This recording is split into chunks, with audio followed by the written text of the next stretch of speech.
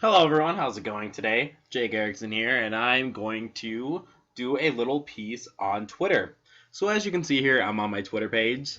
Not really exciting because I never use it, so there's hardly anything on my Twitter page, but I thought I should talk about how teachers are using Twitter and other social media. So today, this is part of a three-part thing I'm going to do with social media. This is part two. I already did Pinterest, so go and check out my Pinterest video.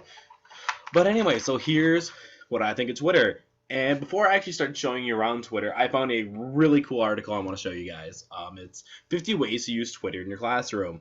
And I thought this website was great because personally, I don't like Twitter that much in my personal life, but I could see actually how Twitter would be very useful in the upper division, like high school, college level classrooms. So let's take a look at how to use Twitter.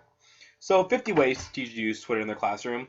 One of the things I liked right away was number one there. It talks about upcoming due dates and assignments. And so that way, personally, I always forget when assignments are due. You can ask Helen even. Anyway, so it'd be a great thing to tweet out like, hey, this is our class Twitter page. We have an assignment due tomorrow. Or remember that paper's due next week. Anyways, let's see here. Also, it looks like they said you can turn it into kind of a news feed so you can keep students up to date on what's going on in the world because that's a really good thing to understand what's happening in the world. I remember back when I was high school, I was kind of updated on what was happening in the world, but it wasn't until really my senior year or so when I started reading the news and I became a lot more educated and could talk to people about a lot more things because I was keeping track of the news. So it can be used simple things like that. All right, let's see what's on. Oh, this is another cool one right here. Track a hashtag. So one of the things you could do is an experiment how fast things spread on social media. This would be a great thing for either online ethics or say online ethics or just safety training for the internet on how fast something can spread. You guys can start a hashtag as a class and then track and see how many people are using it and see if you can even get your hashtag into the top trending. And that really shows people how fast things can travel through social media. It's not like the old days when the only way to spread gossip was either at your little water meeting or sending a letter. It can go a lot faster now. And also, this is cool one right here I liked. Sick kids or parents, or as it says, paranoid parents there, can see what's happening on a class field trip. As a teacher, I'm guessing most of us have smartphones in this era. You can live tweet what's happening on the field trip. If you're going to the zoo, take a picture of the lions, and boom, parents know, oh, they're at the lion cage. Oh boy, Jimmy, step away from the lion cage. Also, another thing it can be used is to ask questions. So you can post to the Twitter page, and the teacher can answer from the Twitter page there. Let's see here.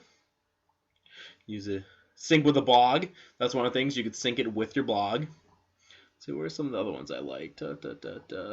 Become politically active, track the government. That kind of goes along with what I was talking about earlier with keeping track of what's happening in the world.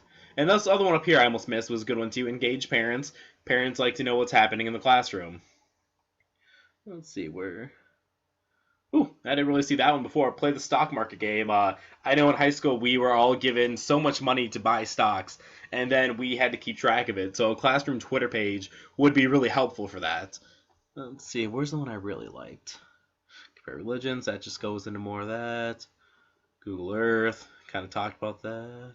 Well, not really that. I'm track weather, but where's the one I want to talk about? Well, I can't find the one I want to talk about, but one of the ones I kind of like to use Twitter was a little bit of role playing, it said. So one of the cool things you could do, and that I've seen online that other teachers are doing, is having students create fake accounts for famous people.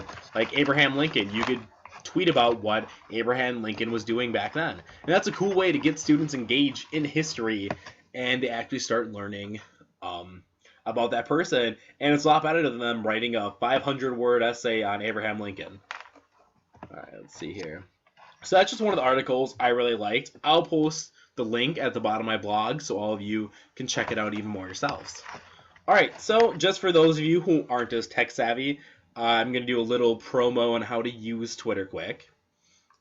And then after I do that, I will just give you some of my thoughts on Twitter, some of the warnings I'd put out there, and things like that.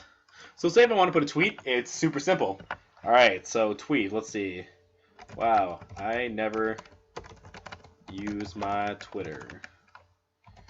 This is the first time in forever. Hashtag oops. And see, you can see hashtags here, hashtag oops right there. So now I said tweet, and boom, my tweet is off into the world. And so what you can do with this is like create a profile for Abraham Lincoln, have him tweet like, "Oh boy, going to the opera today. That should be fun." Sorry, a little bit of a dark humor there. Anyway, so that's just an example of kind of how I use Twitter. It's super simple once you set it up. You can search for people, you can add into the classroom. And so now I just want to talk about some of my concerns about Twitter. So as a teacher, one of your main concerns should be not really having too much contact with your students on social media, or else everything should be able to be tracked. That's one of the nice things with Twitter. You can do personal messages, but never that. So that's why I would stick with Twitter just for high school level. I would personally not feel comfortable with going below. And or else I would have a class Twitter page, but make it, I'm not sure, I'd have to do a little more digging if you can do it so they can't message you, things like that. So that's just some of the things to remember, and not just Twitter, all social media, to make sure you're keeping yourself safe. That is the #1 priority here. But no, so there's some cool ways to use Twitter as a teacher. So yeah, that's it for my blog for this part. If you have any questions, leave them in the comments. Thanks. Bye-bye.